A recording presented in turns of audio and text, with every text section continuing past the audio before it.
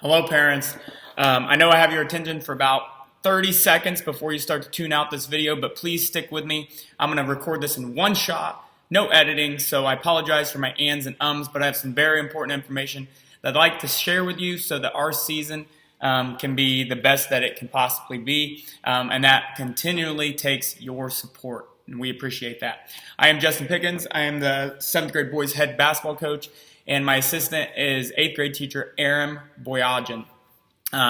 He does a fantastic job. If you'd like to meet him, you can feel free to say hi at the end of one of our games or something like that.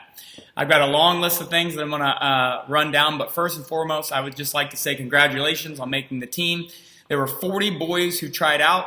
We only kept 19 this year, so just making the team was quite the accomplishment.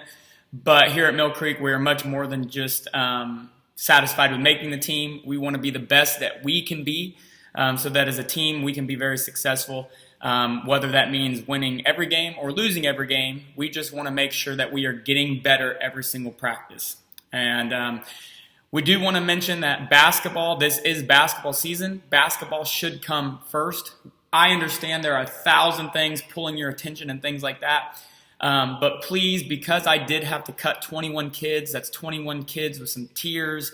It's a very emotional moment for them. Since we did make cuts, please make sure of all the activities that you're doing. Basketball is the priority right now, just because there were several kids who would have loved to be on this team that didn't make it. Some quick things. Middle school basketball is about having fun. We want to have fun, but we also want to work hard. I do it every day in my PE class. We are going to work extremely hard, and we're going to have fun. I set a high expectation for the kids, and I expect them to meet that expectation. I expect our practices to be fast and efficient, but at the end of the day, I want to make sure the kids are having fun. We are going to have to put in some work at the beginning of the season, but as the season goes along, and as long as the kids are willing to put the work in with good attitude and good effort, we're going to have an amazing season. We're going to have fun. Some other things, we want to prepare athletes for high school. I know that not every single kid will try out for the high school basketball team come their senior year, but I'd at least like to give everybody the opportunity to at least try out and make their freshman teams. Coach Borajan and I are going to prepare them with the skills that they need. A lot of times in middle school, it starts with fundamentals. And I know that the kids are so tired of hearing fundamentals. They watch Steph Curry play. They watch these elite NBA players. But I am telling you, we got to crawl before we walk. And we got to make sure we are the best fundamentally sound team. And that's what's going to make us succeed. And then that's when we can add on the Euro steps and the fun things like that. Some things that we're going to ask from the players is verbal communication. We want them to communicate with us. We want them to communicate with their teammates. And we want them to be loud. We want their body language to be amazing, not good. We want their body language to be amazing. I've coached these kids in PE for 2 years now. I've seen a wide gamut of the different types of body languages, and that's something that we're always going to coach. Attitude and effort, those are two things that they can always control. Another thing we're going to do to prepare your son for high school basketball is we're going to teach them man-to-man defense. It takes everything in me not to want to strictly go to a zone and press from the very beginning. Man-to-man is the hardest defense to play, but if I can build the man-to-man defense first, it is something that we can add a press and things like that. So I get it as a coach. It's really easy to want to press, create turnovers immediately, but during the season, we're going to start off in man, and I really feel like I'd be cheating the players if I did not teach them good fundamental man principles, and then we're going to build from there, and we'll see where we're at. Moving on, your son is a student first, athlete second. Their grades matter. Along with that, they have a code of conduct policy, no vaping, no smoking. I would begin to talk with your kids about just, hey, what are some substances I should stay away from? Marijuana. We talked about pills in school. We talked about fentanyl. But your son is a student first. Their grades need to be in check. No D's and no F's. I would prefer them to have straight A's and straight B's if they're capable of that. Eligibility, they must be at school in order to play in a game for at least half the day. If they're gone the whole day, they cannot play in that day's game. They must be at school half the day, and like I said, they can't have 2 D's and they can't have 1 F. They'll be on probation for an entire week, and then after that, they'll be ineligible to play. That is something that I hope never happens, and we don't even get close to happening. Turn your work in. I asked you to sign up for Remind Messaging. If you have not signed up for Remind Messaging, please do it. I will send out communications about practice schedules, especially on the nights of inclement weather. If we have morning practice, and I will always make the call by 9 p.m. So let's say we have morning practice, I will always send out a text through Remind that will say whether we're having practice or not. So please, please, please sign up for Remind. I will try not to abuse it too much, but I do want to send out information through Remind. So please sign up for that if you haven't. If you need to find the Remind instructions, please go to the basketball website at Mill Creek Middle School, our website, go to athletics, and you can find it there.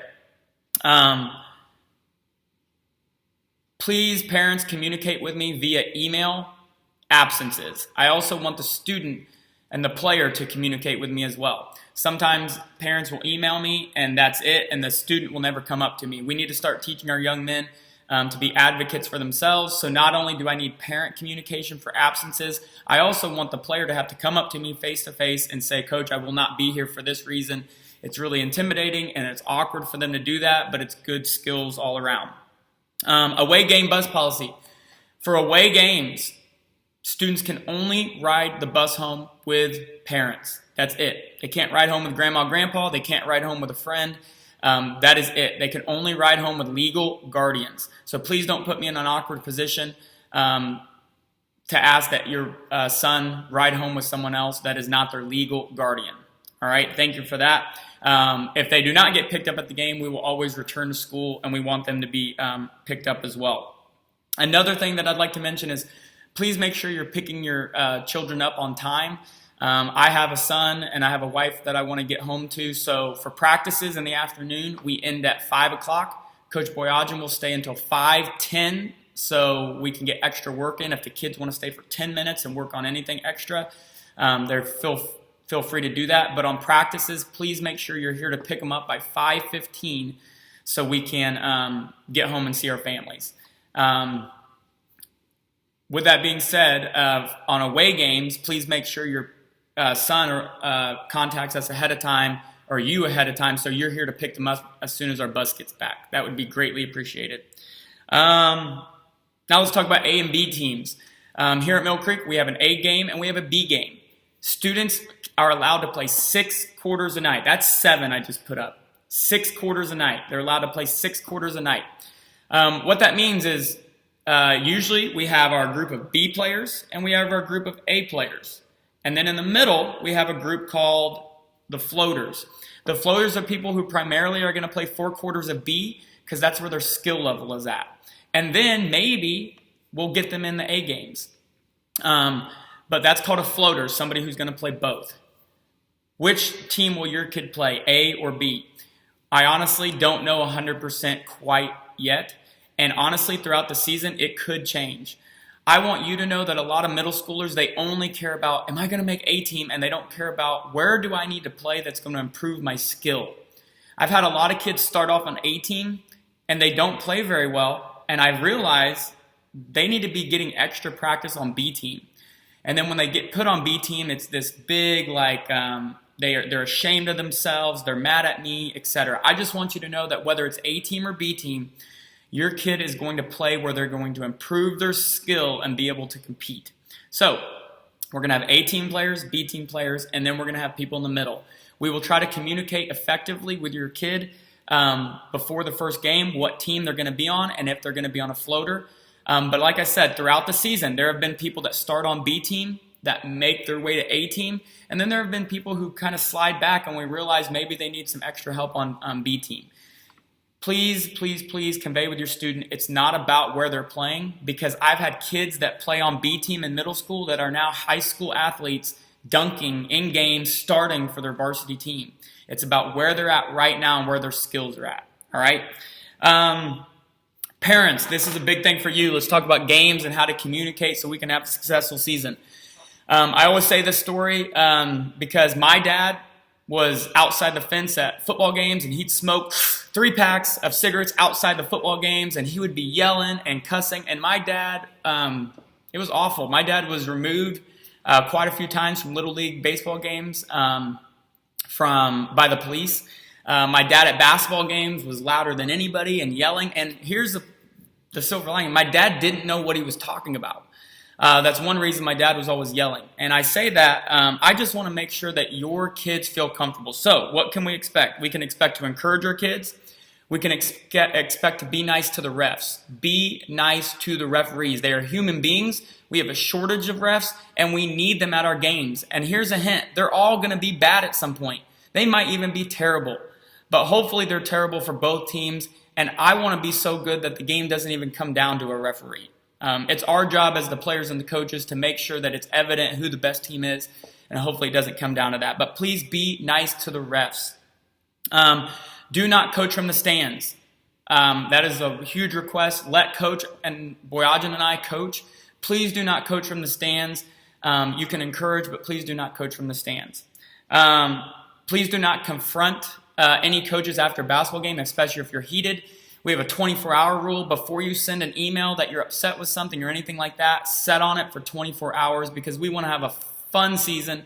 And sometimes when we get disgruntled parents about playing time and why isn't my kid playing more and stuff like that, it can really just put a damper on the season. So if you're frustrated or angry about something, we ask that you wait 24 hours. Please do not approach me or Coach Boyajian directly after the game. We expect that that won't happen, but I just want to make sure that that's clear and noted. Another thing that we will not discuss is we will not ever discuss X's and O's. That is something for Coach Boyajian and I, but we will not sit down and discuss X's and O's, what we should be doing or anything like that. Middle school basketball is really simple. Which teams are going to play defense, which teams are going to rebound, and which teams are going to take care of the ball on offense. And if we can do those three things, we're going to be successful. If you do have a concern about playing time or anything like that, we can have a meeting, but please be assured that unless your student face-to-face talks to me first, we will not have any type of meeting about playing time or anything like that. So let's just make sure that that is clear. For B team, we will have a sheet and a chart. We know exactly when they're checking in and checking out because B team is about playing and getting better. So B team, they have a sheet. We have a sheet and it tells them when to check in, when to not check in. It's on an Excel spreadsheet. We want to make sure that your kids are getting enough playing time. A team, we are playing to win. We are playing to build skill, but we are also playing to win. So playing time is not as equal on A team or anything like that. Your playing time is also determined by how much are they producing and performing, what is their attitude like, and how many practices are they showing up. And not are they just showing up to practices, but what type of effort are they putting in. All right. If they will not perform at practice, then we can't expect them to perform in a game. Oh, going. Also, your kid cannot participate on any type of club team right now. That is illegal. I've had other parents and coaches call the state and get players suspended because they were playing with outside clubs and organizations. So I would just be leery of doing anything like that. Please make sure that that is it. Oh, gosh, that's a lot to cover. I am sure I missed something. But I'm Justin Pickens. I'm your boys' PE teacher. I'd also like you to know I am loud. So as the course of the season goes along, I am passionate about your son. I am going to tell them what they're good at, but I am a super loud human being. So please don't take my loudness for anger or anything like that. It's just when I say something being so vocal, people can sometimes take it the wrong way. But I want to make sure that we have a great season. That is one take. I'm not recording this video again. I know I missed something. Reach out to me at jpickens@usd232.org. Have a fantastic rest of your day, and thank you for watching this.